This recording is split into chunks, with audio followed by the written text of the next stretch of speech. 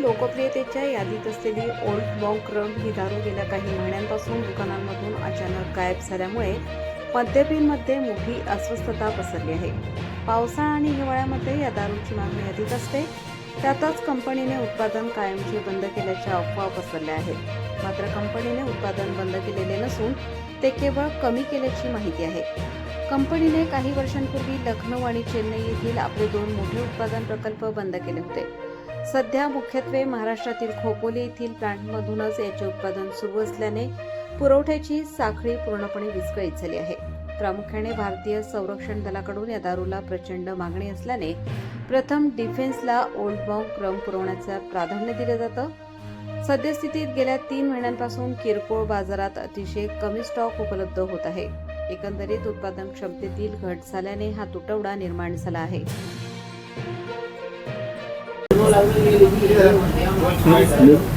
साहेब, ओडमंग रमची सध्याची काय परिस्थिती आहे? तुटवडा निर्माण झाल्याची माहिती आहे. ओडमनची आम्ही मार्च एप्रिलपासून ऑर्डर देऊ राहिलो, पण तो माल काही आम्हाला येत नाही.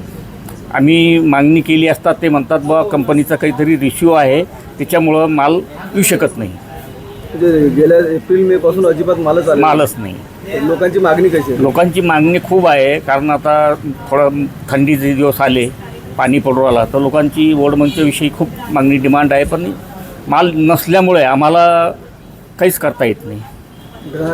ग्राहकांना आम्हाला नेहमी सांगावं लागते की बा मालच भरूनच माल नाही तर आम्ही तुम्हाला कुठून देणार.